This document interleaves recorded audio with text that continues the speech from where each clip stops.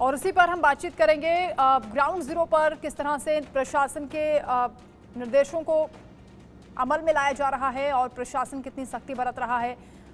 फहीम खान हमारे साथ रामपुर से लाइव हैं, अभिषेक सिंह लखनऊ से जुड़ गए हैं, प्रदीप हमारे साथ अलीगढ़ से जुड़ गए हैं। सबसे पहले फहीम, आप ही का रुख करते हुए, क्योंकि जुमे की नमाज भी है, किस तरह से प्रशासन इन नियमों को, निर्देशों को पालन करा रहा है, क्योंकि मुख्यमंत्री योगी आदित्यनाथ ने बकरीद को लेकर खास निर्देश दिए हैं और खासतौर से मस्जिदों में सड़क पर नमाज ना पढ़ी जाए, यानी भीड़ इतनी ज्यादा इकट्ठा ना हो कि मस्जिद के बाहर चली जाए।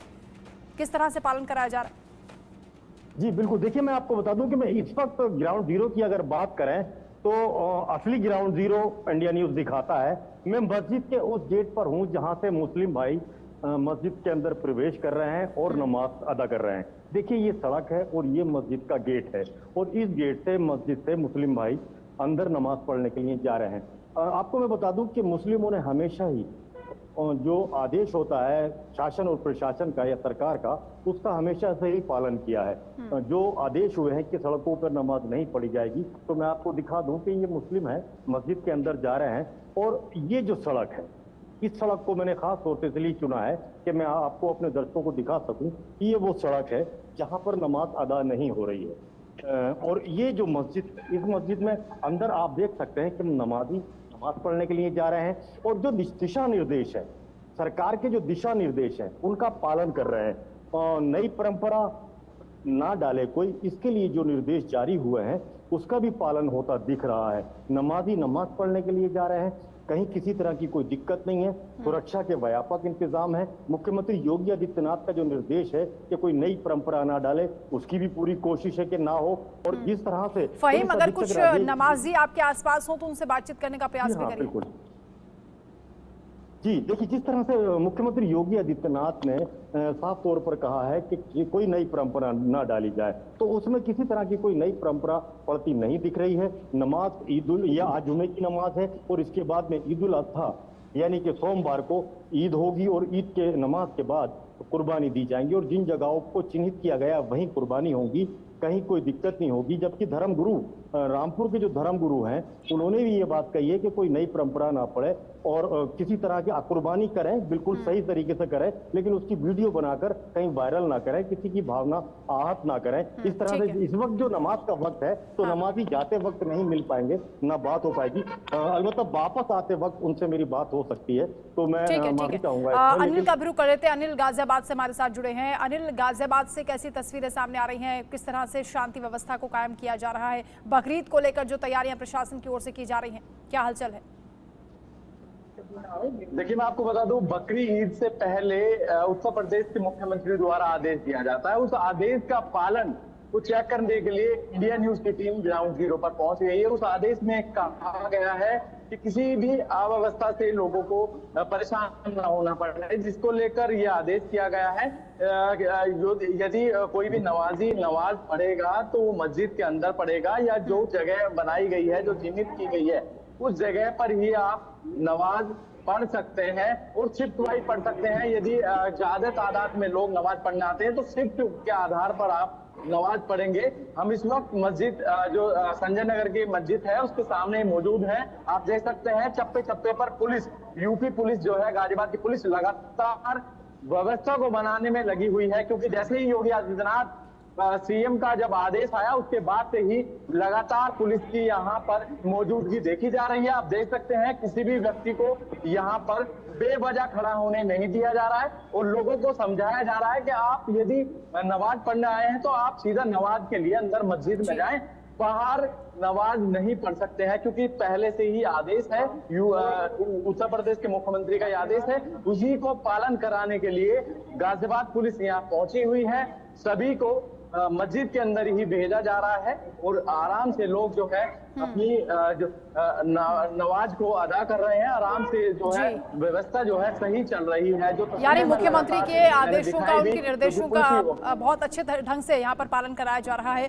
लखनऊ से अभिषेक भी हमारे साथ हैं। अभिषेक, क्योंकि लखनऊ प्रदेश की राजधानी है, यहाँ पर कैसे इम्प्लीमेंटेशन हो रहा है वो निर्देशों का जो मुख्यमंत्री की ओर से दिए गए हैं?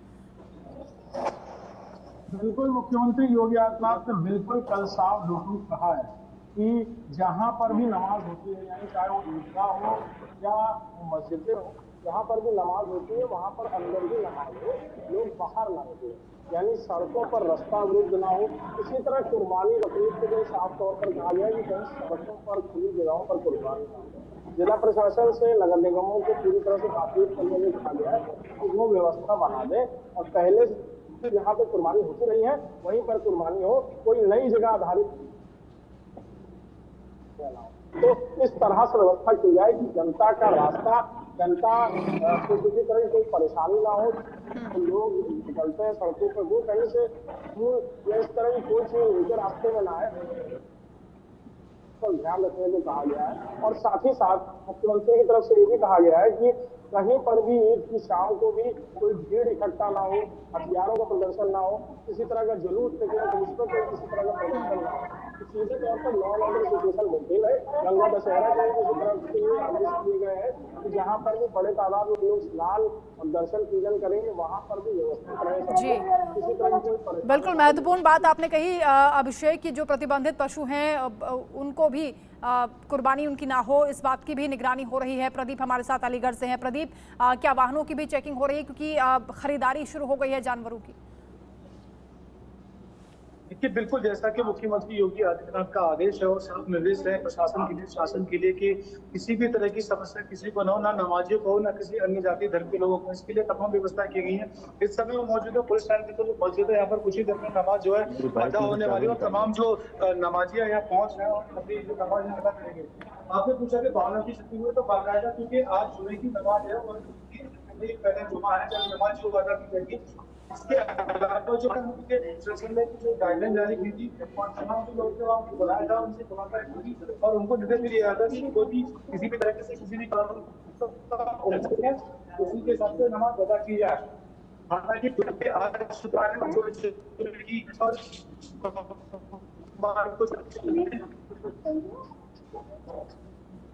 प्रदीप, आपकी आवाज ठीक तरीके से नहीं पहुंच पा रही है। अनिल का फिर से रुख करूंगी। अनिल, गाजियाबाद में भी क्या वाहनों की चेकिंग हो रही है?